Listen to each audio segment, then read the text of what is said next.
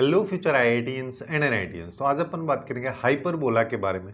JEE mains 2025 के जनवरी session में जो भी क्वेश्चंस इस चैप्टर से रिलेटेड आए उन सबको अपन यहाँ पे डील करेंगे। बट बिफोर दैट इसी तरीके से अपन ने सभी चैप्टर्स को कवर किया है, जिसका प्लेलिस्ट का लिंक आपको नीचे डिस्क्रिप्शन में मिल जाएगा, आप लोग वहां से जाके चेकआउट कर सकते हैं।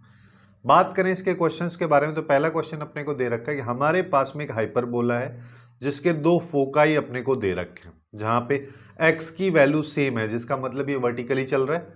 और फिर बोला है कि यही जो हाइपरबोला है 1,6 से भी पास होता है, तो अपने को इसकी लेटस रेक्टम का लेंथ बताना है। देखो स्टैंडर्ड केस की अगर अपन बात करें तो कुछ इस तरीके का अपने पास में आता है, जहां पे ये हमारे पास में सेंटर होता है, इसको हम वर्टेक्स बोलते हैं। यहाँ पे दो फोकाई होते हैं, एक AE, 0 होता है, दूसरा -AE, 0 ऐसा होता है। ये स्टैंडर्ड केस है। लेकिन ये अपने पास में वर्टिकल वाले केस की अगर बात करोगे तो यहाँ पे क्या आ जाएगा कि हमारे पास में एक्सिस अब कहीं और है, ऐसे ले लो, है ना। ये एक्स एक्सिस वाई एक्सिस की मैं बात कर रहा हूँ, लेकिन यहाँ पे देखोगे सबसे पहले हम यहाँ पे क्या कर रहे हैं, x = 1 वाली एक लाइन ड्रॉ कर रहे हैं और इस लाइन पे एक पॉइंट ये ले लिया मैंने 1,14। ये हाइपरबोला का एक फोकस है। ऐसे ही नीचे यहाँ पे मैंने ले लिया 1,-12, ये हाइपरबोला का दूसरा वाला फोकस। तो हाइपरबोला कुछ इस तरीके का बन रहा है। इस पॉइंट को अगर देखोगे तो ये भी इसी लाइन पे लाई करेगा, जिसका मतलब ये यहाँ पे आएगा। अब अगर इस पॉइंट की मैं बात करूं, है ना, जो कि सेंटर होता है, सेंटर कहाँ होता है, मिड में होता है, तो यहां से यहां तक की डिस्टेंस का मिड पॉइंट देख लो। तो इस मिड पॉइंट को निकाल लो। यहाँ पे जैसे देखोगे तो 1 + 1 आ जाएगा बाई 2, तो ये तो आ गया 1, और 14 माइनस ये करेंगे अपन 12, तो अपने पास में बचेगा 2, तो डिवाइड बाई 2 करेंगे तो 1 आ जाएगा। इसका मिड पॉइंट निकाल लो। तो इसका मिड पॉइंट अगर मैं निकालूंगा तो 1,1 आएगा। यानी कि अगर मैं उस लाइन को ड्रॉ करना चाहता हूं या फिर वो सेंटर देखना चाहता हूं तो 1,1 यहां पे आता। अब यहां से यहां तक की जो डिस्टेंस है इसको हम a बोलते हैं, है ना। अब अपन ऐसे नहीं चलेंगे, ये A,0 है, AE,0 है, क्योंकि वो स्टैंडर्ड केस में यहाँ पे 0 होता है, लेकिन यहाँ पे कहीं पे 0 है ही नहीं, यहाँ पे 1। चाहो तो 1 के बेसिस पे ले लो, अगर नहीं ले रहे हो तो डायरेक्ट ऐसे चलते हैं कि यहां से यहां तक की जो डिस्टेंस है, इस डिस्टेंस को ना मैं और कोई कलर से कर देता हूं, एक सेकेंड ना। हाँ, कि यहां से यहां तक की जो डिस्टेंस है, ये वहां पे देखो, यहां पे a रहती तो यहां पे b, तो यहां पे y = 6 यहां पे है, y = 1 यहां पे है, तो दोनों के बीच की डिस्टेंस 5 है, तो b की वैल्यू हमारे पास में 5 आ गई। और अब अगर मैं यहां पे इसके फोकाई को कंपेयर करूंगा तो अपन यहां पे बोल सकते हैं कि ये 1, BE होता है ना। 1 को भी छोड़ दो, अगर BE की बात करोगे तो BE की वैल्यू अपने पास में BE क्या आ जाएगा। देखो ऐसे भी मत करो, ऐसे कर लो कि एक्चुअली में, एक सेकेंड, ये ले ले, यहां से यहां तक की जो डिस्टेंस दोनों फोकाई के बीच की जो डिस्टेंस होती है वो होती है ट्वाइस AE इस केस में। लेकिन इस केस में क्या आ जाएगी, ट्वाइस BE, और इसकी वैल्यू इन दोनों के बीच की डिस्टेंस 14 + 12 आ जाएगी, तो यानी कि 26 आएगी। तो BE की वैल्यू हमारे पास में यहां पे आ जाएगी 13। अब अपन यहां पे लगा देते, देखो यहां पे अपन क्या कर सकते हैं कि सिंस अपने को पता है E² = B²/A², है ना, और या फिर ऐसा कर लो कि B² ऐसे ही कर लेते हैं, E² = B²/A² + 1, ये अपने पास में आएगा। इस केस को मैं यहाँ पे लगा देता हूँ। इस केस को अगर अपन यहाँ पे लगाएंगे तो अपने पास में देखो क्या आ जाएगा, E की वैल्यू देख लो यहाँ पे, यहाँ से हम E की वैल्यू भी निकाल सकते हैं। यहाँ से E की वैल्यू आ जाएगी 13/5, तो इसको ले लो। या फिर ऐसा करोगे, इसको ना एक बार क्रॉस मल्टीप्लाई कर दो तो ये A² E² हो जाएगा, और यहाँ पे B² आ जाएगा, यहाँ पे A² आ जाएगा। A² E² को AE का होल स्क्वायर यानी कि 13 का स्क्वायर लिख दो। B² की वैल्यू 5, अभी अपन ने निकाली B की, तो B² ये आ जाएगा। तो A² की वैल्यू यहाँ से हमारे पास में आ जाएगी 169 माइनस 25 जो कि 144 हो। तो यहां से a की वैल्यू हम 12 निकाल लेंगे। लेटस रेक्टम की लेंथ निकालोगे तो ये आ जाएगी ट्वाइस ए स्क्वायर बी, क्योंकि वो वर्टिकल वाला है, तो ट्वाइस इंटू ए स्क्वायर, ये b की वैल्यू 5, तो ये आ गया 288/5, जो कि अपने को डी ऑप्शन में दे रखा है, तो ये इसका करेक्ट आंसर हो जाएगा। अब नेक्स्ट वाले क्वेश्चन पे आ जाओ। नेक्स्ट क्वेश्चन में क्या कह रहा है कि हमारे पास में एक इलिप्स है जिसमें a ग्रेटर देन b है, जिसका मतलब ये हॉरिजॉन्टल इलिप्स है। फिर उसके बाद कह रहा है कि हमारे पास में एक हाइपरबोला है और इलिप्स के जो फोकाई हैं उनके बीच की डिस्टेंस 2√3 है, उसके साथ साथ जो हाइपरबोला है उसके फोकाई के बीच की डिस्टेंस भी 2√3 है। फिर इस स्मॉल a और कैपिटल A के बीच का डिफरेंस 2 दे रखा है। इलिप्स और हाइपरबोला की एक्सेंट्रिसिटीज का रेशियो इसने 1/3 दे रखा है। तो अपने को उनकी लेटस रेक्टम का लेंथ का सम निकालना है। अल्टीमेटली मेरे को ये वाली वैल्यूज फाइंड आउट करनी है। जब ये वाली वैल्यूज पता चलेंगी तो अपन यहाँ पे ये निकाल पाएंगे, जिसके लिए अपने को यहाँ पे बेसिकली इलिप्स की इक्वेशन और हाइपरबोला दोनों की इक्वेशन फाइंड आउट करनी, जिसके लिए हम यहाँ पे क्या कर सकते हैं कि इलिप्स के लिए ना मैं एक्सेंट्रिसिटी को E1 बोल देता हूँ। इलिप्स के लिए हम बात करें तो एक्सेंट्रिसिटी E1 हो जाएगा। हाइपरबोला के लिए जब भी हम लेंगे तो E2 ले लेंगे, ठीक है। तो सबसे पहले अपन यहाँ पे क्या करेंगे कि यहाँ पे दोनों फोकाई के बीच की डिस्टेंस ट्वाइस AE1, ये एक्चुअली में आ जाएगा 2√3 के बराबर। तो AE1 की वैल्यू आ गई √3, ठीक है। और यहां से हम इलिप्स के लिए तो हो गया। अब हाइपरबोला के लिए बात करेंगे तो यहां से आ जाएगा ट्वाइस, अब यहां पे आएगा a और यहां पे आ जाएगा अपने पास में E2 इज इक्वल टू 2√3, तो यहां से आएगा AE2 √3 के बराबर।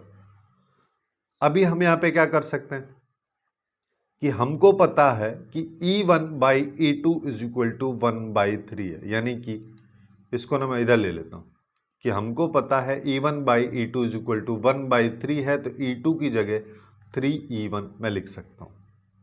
यानी कि इस इक्वेशन को मैं चाहूं तो 3A E1 is equal to √3 ये अपन कर सकते हैं। तो यहां से इसको इक्वेशन 1 बोल दो, इसको 2 बोल दो, दोनों को कंपेयर अगर मैं कर दूं तो AE1 is equal to 3A E1 आ जाएगा, जिसमें E1 से E1 गया, तो यहां से A इक्वल टू 3A मेरे पास में आ जाएगा। इस रिलेशन का यूज हम इस वाली इक्वेशन में कर देते हैं। यहां पे क्या कह रहा है, यहां पे कह रहा है कि A यानी कि 3A minus A is equal to 2, इसमें स्मॉल a की जगह ये वैल्यू रख दी, तो twice A is equal to 2 आ गया, तो A की वैल्यू 1 आ गई। A अगर 1 आ गया तो स्मॉल a ये अपने पास में 1 नहीं, ये 3 आ जाएगा। अब देखो, अब अगर ऐसा हो गया तो E1 निकाल लो। E1 क्या आ जाएगा, √3/a है ना, तो √3/3 यानी कि 1/√3 आ जाएगा। ऐसे ही E2 निकाल लो, है ना, E2 मैं यहां पे निकाल देता हूं, तो E2 अगर निकालोगे तो वो आएगा √3/a, इसकी वैल्यू 1 है, तो √3/1 यानी कि √3, ये अपने पास में वैल्यूज आ चुकी। अब देखो, अपने को b भी निकालना है, तो ई स्क्वायर के लिए अपन बोलते हैं e square is equal to 1 minus b square by A square. तो ई स्क्वायर यहाँ पे E1 है, तो E1 की वैल्यू अपने पास में क्या है, 1/√3, तो इसका होल स्क्वायर करो तो 1/3 माइनस बी स्क्वायर हमको पता ही नहीं है, ए स्क्वायर की बात करोगे तो ये हो जाएगा 9, तो हमारे पास में बी स्क्वायर बाई 9 ये आ जाएगा 1 माइनस 1/3, यानी कि बी स्क्वायर बाई 9 आ गया 2/3।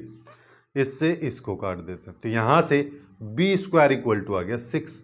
इसकी लेटस रेक्टम की लेंथ निकाल लो, जो कि 2b स्क्वायर बाई ए रहेगी, तो 2 इंटू 6/3 ये अपने पास में आ जाएगा, तो ये आएगी 4। ऐसे ही अब इलिप्स पे बात कर लो, सॉरी इलिप्स पे तो बात कर ही ली हमने, हाइपरबोला पे बात कर लेते।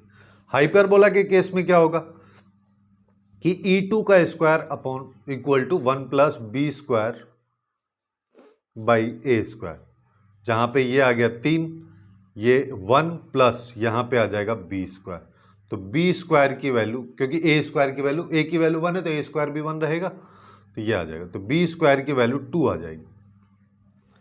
अब यहां पे भी लेटस रेक्टम की लेंथ निकाल लो, जो कि अपने पास में आ जाएगी ट्वाइस बी स्क्वायर बाई ए, तो 2 इंटू 2/1, ये भी 4 आ गई।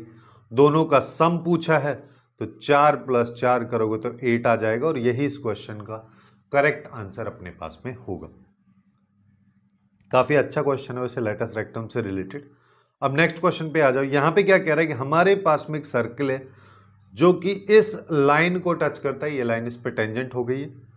दूसरा केस अपन यहां पे ऐसा बोल सकते हैं कि इस लाइन, इस सर्किल के सेंटर का परपेंडिकुलर डिस्टेंस इस लाइन पे रेडियस के बराबर होगा, और इसका सेंटर जो है सर्किल का वो पॉजिटिव एक्स एक्सिस पे है। फिर क्या कह रहा है, इसी सर्किल में एक कॉर्ड कट की जाती है इस लेंथ की इस लाइन के द्वारा। फिर आगे चल रहा है ना, क्वेश्चन काफी ज्यादा लेंथी होता जा रहा है अब धीरे धीरे। यहां पे कह रहा है कि अब हमारे पास में एक हाइपरबोला है एच, जो कुछ ऐसा दिया हुआ है, जिसका वन फोकाई जो है वो सर्किल का सेंटर है। तो अगर मैंने सर्किल का सेंटर निकाल लिया तो इसका फोकाई मेरे को पता चल गया, और लेंथ ऑफ ट्रांसवर्स एक्सिस इस तरीके के में क्या हो जाएगी, यहां पे 2 के, यहां पे देखेंगे कि इसकी जो लेंथ है ट्वाइस ऑफ रेडियस के बराबर हो जाएगी। तो अपने को ये बताना है, जिसका मतलब पहले मेरे को अल्फा बीटा ये सब फाइंड आउट करना है, तभी अपन ये बता पाएंगे। जिसके लिए सबसे पहले सर्किल का सेंटर वगैरह चाहिए। तो एकदम बेसिक से अगर अपन चलें तो हमारे पास में कहानी कुछ ऐसी हो रही कि एक रफ सर्किल में यहां पे ड्रॉ कर लेता हूं इस तरीके से, है ना। इस सर्किल को एक लाइन के द्वारा टच किया जा रहा है, इस लाइन को अपन ये वाली ले लेते हैं, ठीक है, ये इक्वल टू 0। और हमको क्या पता है, इस सर्किल को ना मैं थोड़ा सा बड़ा कर दे रहा हूं, है ना, क्योंकि अभी आगे चल के काम आएगा। फिर यहां पे हमारे पास में जो सर्किल है इसका सेंटर है, सेंटर को मैं अल्फा कॉमा 0 ले लेता हूं। अल्फा इसने ऑलरेडी ले रखा, तो मैं इसको ए ले लेता हूं, ए कॉमा 0। अब अपन यहां पे क्या करेंगे, इस सर्किल से जो परपेंडिकुलर डिस्टेंस है ये रेडियस के बराबर है, तो अपन इसको निकाल लेते हैं। यहां पे मैं क्या करते देता हूं, इस पॉइंट को लाइन में डाल दो, तो यहां पे आ जाएगा अल्फा -0 + 1, पूरे पे मॉड लगा दो, नीचे आ जाएगा 1 और 1 यानी कि √2 = r। परपेंडिकुलर डिस्टेंस का फॉर्मूला लगाया और कुछ नहीं किया। तो यहां पे आएगा मॉड ऑफ, ये फिर से अल्फा लिख दिया, a + 1 = √2r,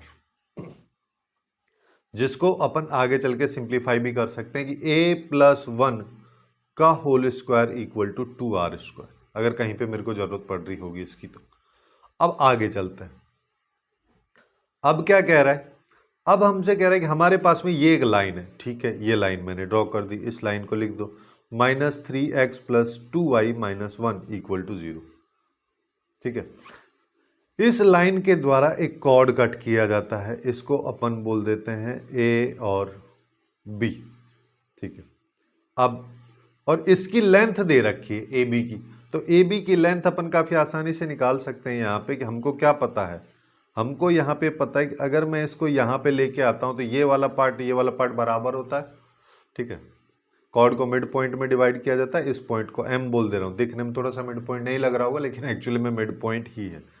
अब हमको चाहिए ए बी, तो ए बी को मैं ऐसा बोल दूं ट्वाइस ऑफ ए एम है, और ए, है ना, देखो ए बी को मैं ऐसा बोल दूं कि ये ट्वाइस ऑफ ए एम है। ए एम एक्चुअली में क्या है, ए एम ये वाली डिस्टेंस है, ये वाली डिस्टेंस क्या है, यहां पे राइट एंगल ट्राइंगल वाली प्रॉपर्टी लगा लो, सी ए का स्क्वायर, यहां पे इसको अपन क्या लिख सकते हैं, इसको मैं नेक्स्ट पेज पे लिख, ये आ जाएगा A B = twice of root के अंदर। अब ए एम की डिस्टेंस हम निकाले तो ए सी का स्क्वायर माइनस यहां पे आ जाएगा सी एम का स्क्वायर। अब सी एम पहले चाहिए अपने को, सी एम क्या है, सी एम एक्चुअली में परपेंडिकुलर, सी पॉइंट की इस नीचे वाली लाइन पे परपेंडिकुलर डिस्टेंस है, तो इसको ना पहले मैं अलग से निकाल लेता हूं कि सी एम हो जाएगी, इस लाइन में डाल देते हैं इसको, तो यहाँ पे आएगा मॉड ऑफ -3 - a और +2 इंटू 0 -1 अपॉन यहाँ पे आ जाएगा 3 का स्क्वायर प्लस 2 का स्क्वायर। तो इसको सिंप्लीफाई करोगे तो यहाँ पे 3 -1 आएगा, -3a -1 इस पे मॉड, मैं इसको डायरेक्टली 3a + 1 पे मॉड और ये वाला लिख दे रहा हूँ। ठीक है, चाहो तो इस मॉड को ऐसे कर लो जिससे कि समझने में कोई कंफ्यूजन ना हो। अब ट्वाइस यहाँ पे आ गया। आर AC की बात करोगे तो AC तो रेडियस है, ये वाली वैल्यू तो रेडियस है, तो ये तो r² हो गया, माइनस CM की अगर अपन बात करें तो ये हो जाएगा 3a + 1 का होल स्क्वायर डिवाइड बाय 13। देखो सिंस अपने को यहाँ पे a की वैल्यू निकालनी है तो मैं इस वाली इक्वेशन को थोड़ा सिंप्लीफाई कर लेता हूँ कि लेफ्ट में कर देते हैं ab का होल स्क्वायर जो कि अपने को 16/13 देगा, यहाँ पे 4 आ जाएगा, यहाँ पे बात करोगे तो r² आएगा। r² की वैल्यू अपन यहाँ से वापस से रख सकते हैं जो कि a + 1 का होल स्क्वायर बाई 2 हो जाएगी, जिसको अपन यहाँ पे a + 1 का होल स्क्वायर बाई 2 लिख देंगे, माइनस यहाँ पे इस वैल्यू को रख लो कि 3a + 1 का होल स्क्वायर बाई 13, ये अपने पास में आएगा। अब देखो 4 से पहले इसको काट देते हैं तो ये 4/13 इधर आ जाएगा, यहाँ पे 26 एलसीएम ले लो तो यहाँ पे 13 के साथ में आएगा a² + 2a + 1 माइनस यहाँ पे 2 के साथ में आएगा 9a² प्लस ये। अब देखो इससे इसको काट देते हैं, है ना, अब कर देते हैं क्रॉस मल्टीप्लाई तो यहाँ पे आएगा 13a² + 26a + 13 minus 18a² - 12a - 2 = 8।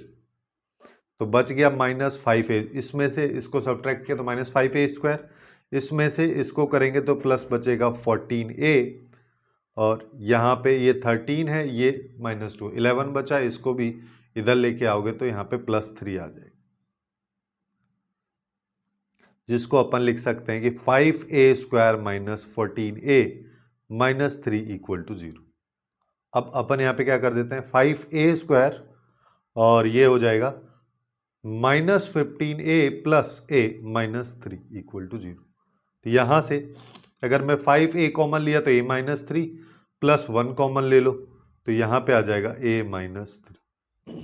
तो यहाँ से a - 3 आ गया और 5a + 1 आ गया, जिसको इक्वल टू 0 करेंगे तो a की वैल्यू 3 आ जाएगी और a की वैल्यू -1/5 आ जाएगी।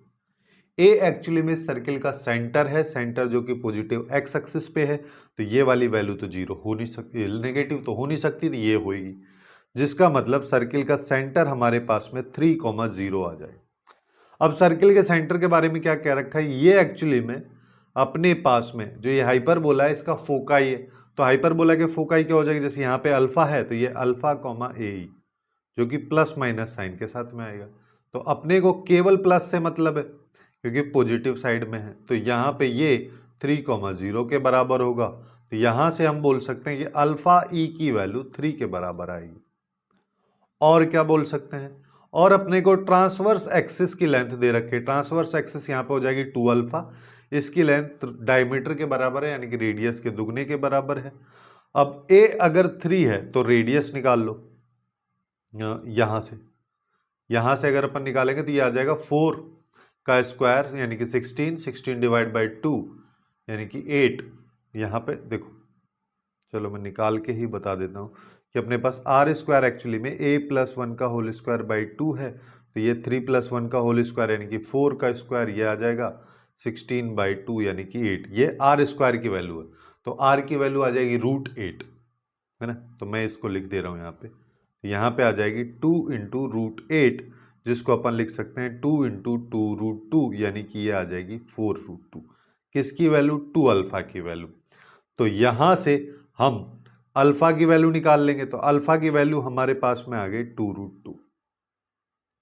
अब अल्फा अगर 2√2 मेरे पास में है तो मैं यहाँ पे क्या कर सकता हूँ कि e की वैल्यू निकाल सकता हूं, तो e = क्या, देखो सिंस अल्फा e = अपने को यहाँ पे देखो अभी अपन ने निकाला 3 के बराबर और अल्फा की वैल्यू 2√2 के बराबर है, तो e = अपने पास 3/2√2, जिसमें √2 से ऊपर नीचे अगर मैं मल्टीप्लाई कर दूंगा तो यहाँ पे आएगा 3√2/4।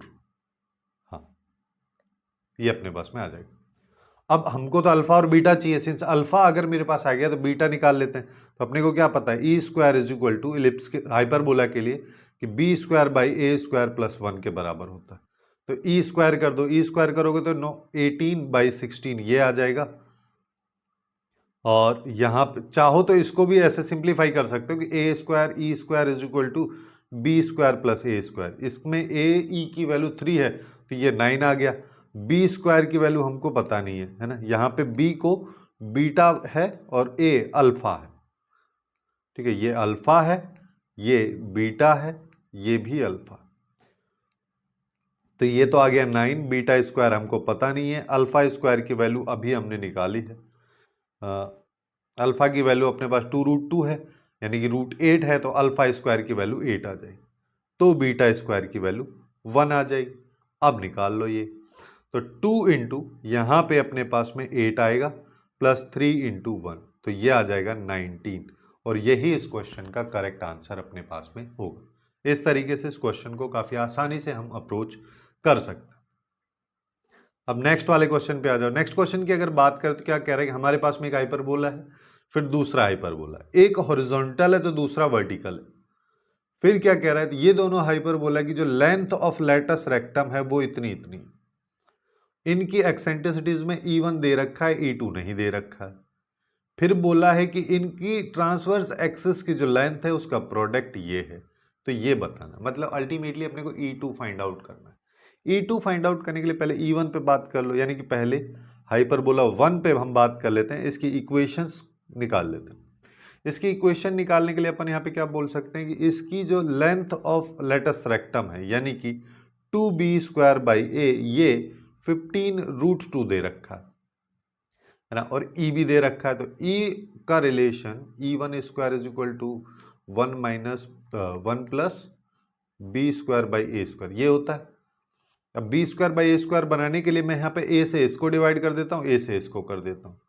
तो अभी मेरे पास में यहाँ पे क्या आ जाएगा, यहाँ से अगर b²/a² निकालोगे तो ये आ जाएगा 15√2 डिवाइड बाई 2a, और इसको इसमें डाल देते हैं तो यहाँ पे आ जाएगा E1 का स्क्वायर हो गया 5/2, ये आ गया 1, और यहाँ पे अपने पास में आ जाएगा कि 15/√2a, इस √2 से इसको काट दो तो ये √2 बचे। ठीक है, तो अब मेरे पास 15/√2a की वैल्यू 5/2 - 1 यानी कि 3/2 आ रही। तो यहां से हम a की वैल्यू निकाल लेते हैं।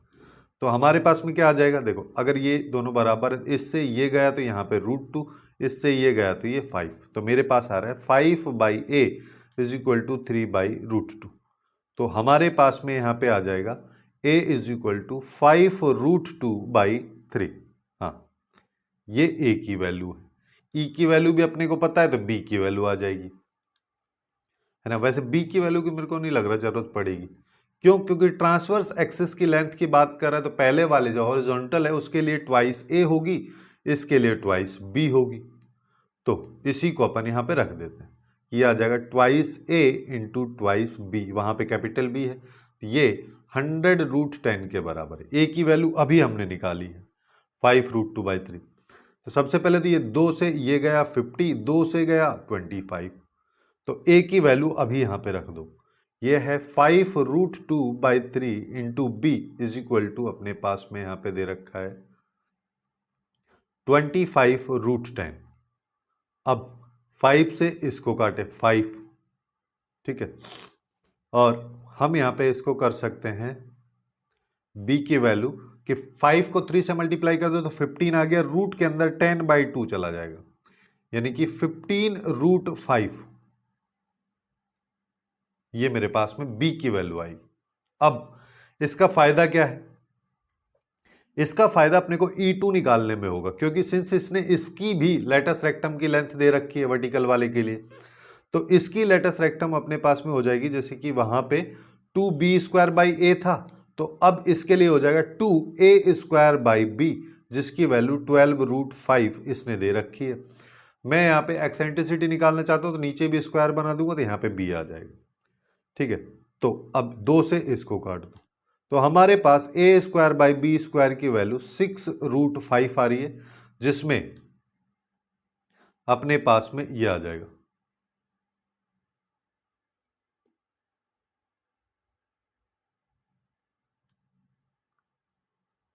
एक सेकंड है, ये 3 तो कट गया है, यहाँ पे 1 आएगा तो यहाँ पे कुछ आएगा ही नहीं ना, ये 5√5 आएगा, जिसकी वजह से ये 3 इधर आएगा नहीं।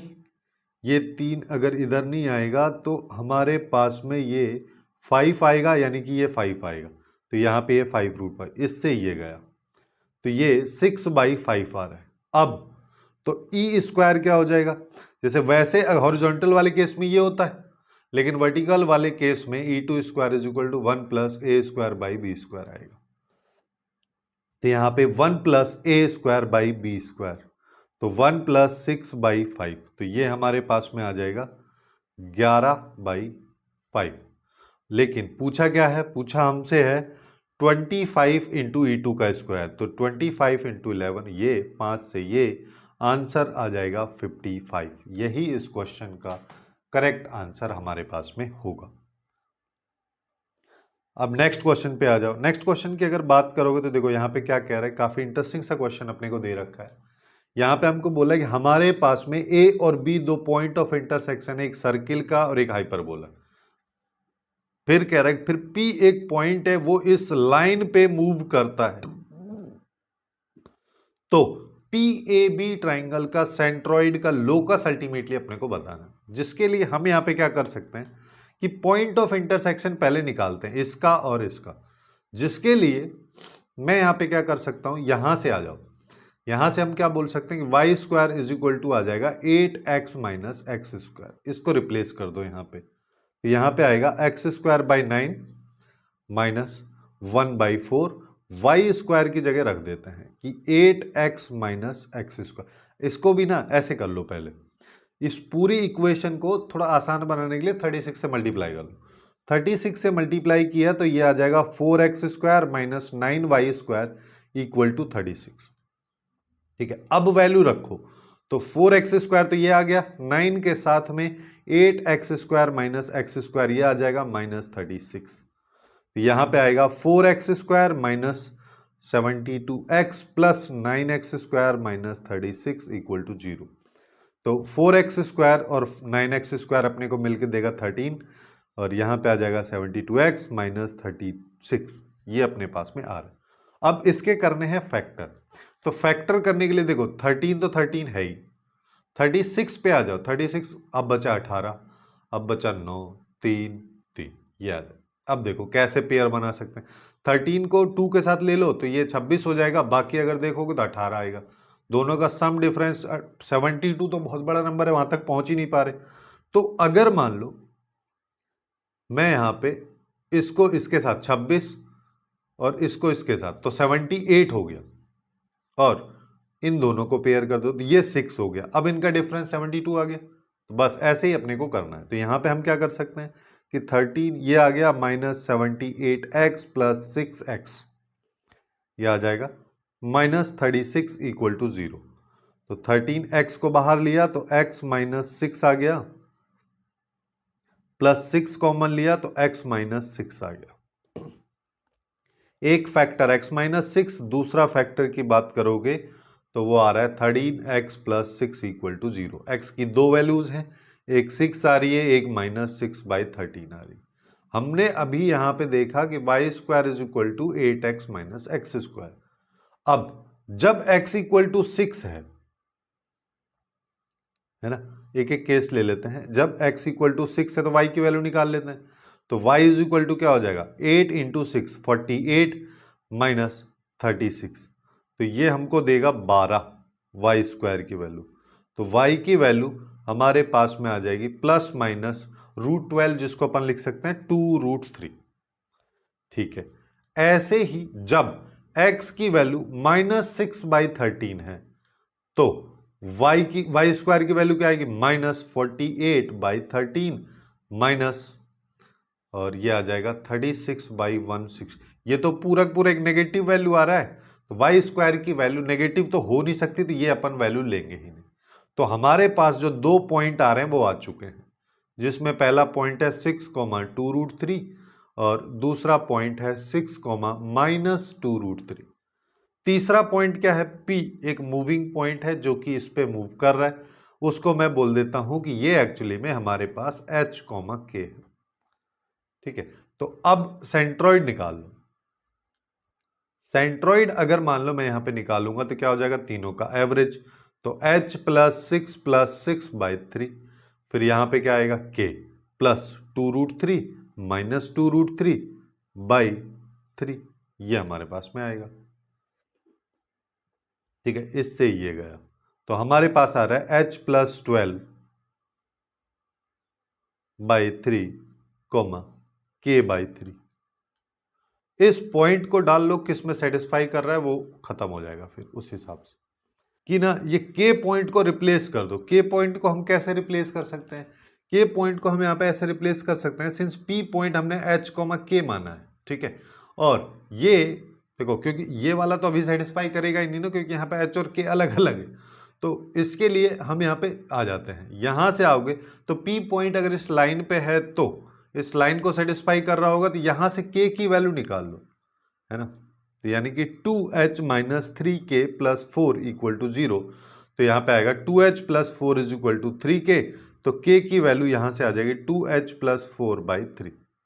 तो यहाँ पे हम कर सकते हैं कि H + 12 बाई 3 तो ये है ही, और K की जगह रख दो 2H + 4 बाई 3, और बाई 3 तो ये 9 आ जाएगा।